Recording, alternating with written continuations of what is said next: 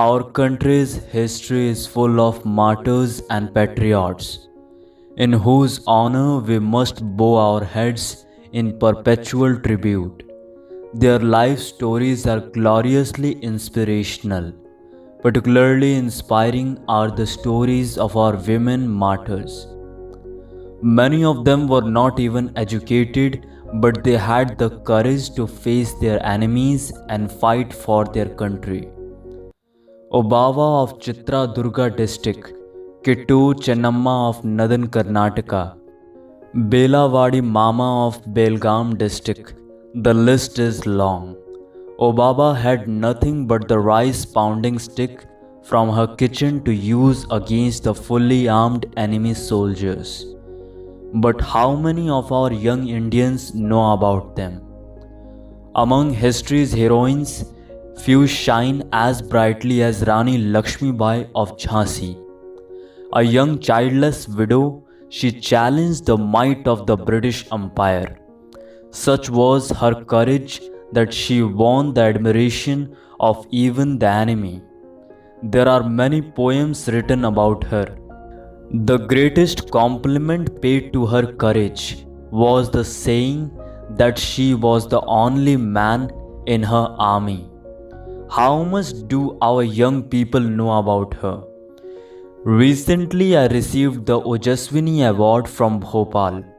It was presented to me in Delhi. It included a beautiful memento, a statue of Rani Lakshmi Bai of Jhansi, riding horse, sword in hand. It was exquisitely crafted. I returned to Bangalore by air and carried the statue.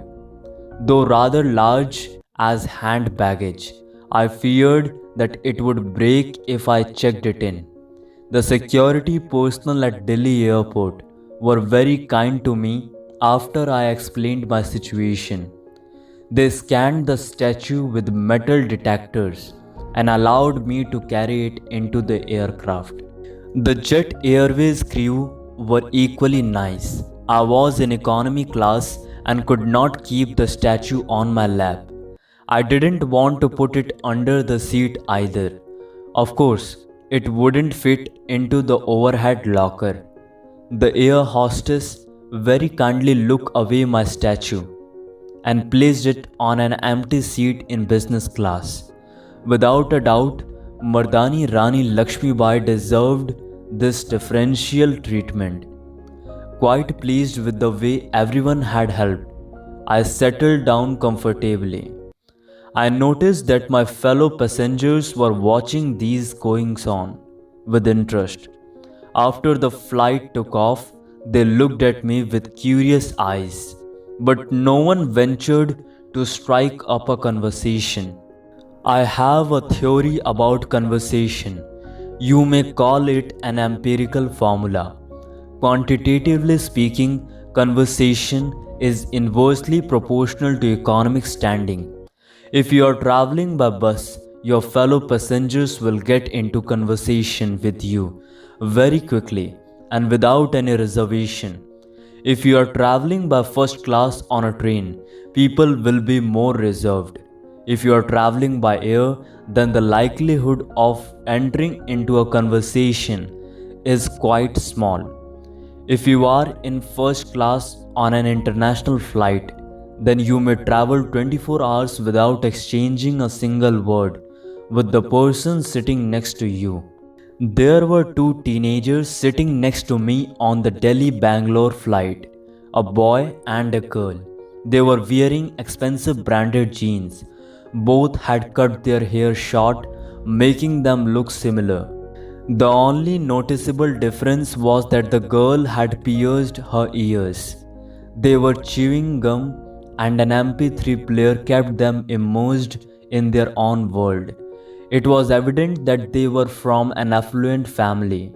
It was just as evident that they were in no mood for conversation, even among themselves, let alone others.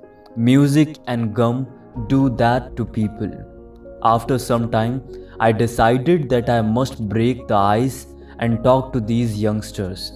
As I teach in a college, I am comfortable with young people. I enjoy talking to them. Normally, at that age, they are not manipulative or shrewd. They are spontaneous and less inhibited and often have refreshing views. I engaged them first in small talk and found out that they were studying in a college in Bangalore. They were cousins and had just been to Delhi to visit their grandparents. The girl asked hesitantly, I saw that statue of a black horse and a woman riding on it. It's a nice toy, but is it not available in Bangalore? You seem to have had such a tough time carrying it with you. Is there any special reason for carrying it with you? It's not a toy, it's an award, I told her. Now the boy started to play with me questions. Are you very fond of horses? I was surprised. No, I hardly see horses nowadays. Maybe you are fond of the races. I have never gone to a race in my life. I felt a bit uncomfortable. It was getting dark as it was an evening flight, so the young cousin did not see the frown on my face. The boy asked, Is this award for a horse race? There is a lady on the back of that beautiful horse.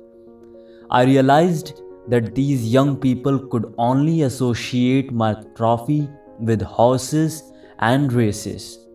They had absolutely no idea about the woman in battle gear sitting astride the horse. Was I being given an opportunity to tell them, Will you go and have a look at the statue and tell me what you think about it? I asked them.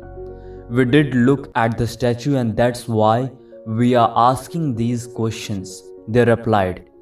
I was taken aback. Being a teacher, I thought it was my duty to tell them about Rani Lakshmibai. I now realize why my son teases me about my habit of viewing every youngster as a potential student and my eagerness to convert every moment available into an opportunity for teaching. Have you heard about the First War of Independence? I asked the youngsters. Yes, it was in 1942. Wasn't it? Said the boy vaguely. The girl added, Of course, we have seen the movie 1942, a love story. The war between the Indians and the British. Manisha Koirala was just stunning in that. No, that was the Quit India movement. The first war of independence was fought a century before that, and we lost it. They did not reply. In 1857, there was a war against the British. The young queen of Jhansi, Rani Lakshmibai, led her horses against them. She could have remained passive, accepted a royal pension from the British, and led a secure, comfortable life. But she didn't do that. She was a fiery patriot. She fought the war bravely, and even her opponents were surprised by her leadership on the battlefield. Since then, she has been a symbol of courage and an icon of the Indian people's love of freedom. She died so that we could all live in a free India. The two youngsters listened without saying a word and without cheering.